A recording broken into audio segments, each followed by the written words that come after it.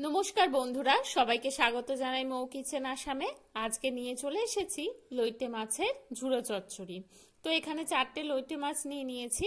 এবার আমি কড়াতে তেল দিয়ে তার মধ্যে শুকনো লঙ্কা, তেজপাতা ফোড়ন দিয়ে একটা গোটা পেঁয়াজ আর টমেটো কুচি দিয়ে নিয়েছি। খুব ভালো করে নেড়ে ছেড়ে সমস্ত মশলাগুলোকে ভেজে নিচ্ছি।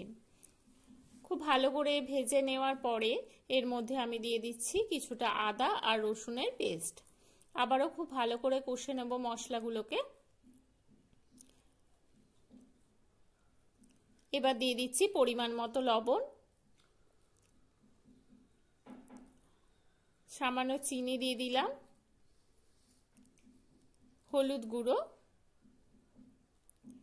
পরিমাণ মতো লঙ্কার গুঁড়ো দিয়ে নেব,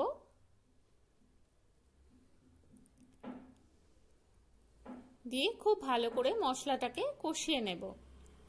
খুব ভালো করে সমস্ত মশলাকে কষিয়ে নেওয়ার পরে এর মধ্যে আমি গোটা লোটে মাছগুলো দিয়ে দিলাম। মাছগুলোকে আমি কাটিনি, যেহেতু মাছটা নরম, এমনি এর নরম হয়ে মিশে যাবে আর কাঁটাটাও আমি বাইরে ফেলে দেব। তো এইভাবে খুব ভালো করে নাড়াচাড়া করে নিচ্ছি মশলার সঙ্গে। এবার আমি এটাকে একটু চাপা দিয়ে মিডিয়াম টু লো ফ্লেমে রেখে হতে দেবো।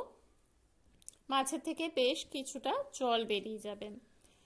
তো এবার দেখুন মাছগুলো একদম নরম হয়ে সমস্ত মশলার সঙ্গে মিশে গেছে আর কাঁটাটাও আলাদা হয়ে গেছে। তো এইভাবে আরেকটু নাড়াচাড়া করে নেব। আরেকটু নাড়াচাড়া করে নেওয়ার পরে একবারে কাঁটাটা থেকে মাছটা ছেড়ে গেছে। এবার কাঁটাগুলো আলাদা করে নিচ্ছি, নিয়ে খুব ভালো করে মেখে নিয়ে নেড়ে ছেড়ে শুকনো শুকনো গায়ে মাখা মাখা করে নেব।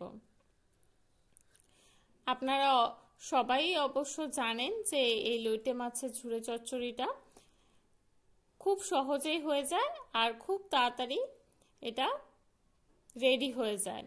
কিছুটা পরিমাণে সর্ষের তেল আমি এর মধ্যে অ্যাড করে নিলাম খুব ভালো ফ্লেভারের জন্য। এবারও আমি খুব ভালো করে মিশিয়ে নিচ্ছি। এটা কিন্তু গরম ভাতের সাথে খেতে খুব ভালো লাগে, আপনারা অবশ্যই এটা ট্রাই করে দেখতে পারেন। এবার এর মধ্যে আমি দুটো কাঁচা লঙ্কা চেরা অ্যাড করে নিলাম। আবারও খুব ভালো করে লঙ্কাগুলোকে মিশিয়ে নিচ্ছি মাছের সঙ্গে।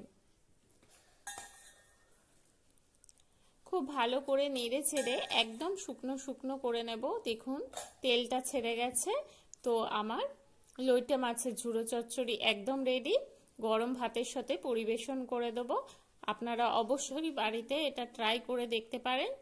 আমার ভিডিওটাকে অবশ্যই একটা লাইক করে দেবেন আর সাবস্ক্রাইব করে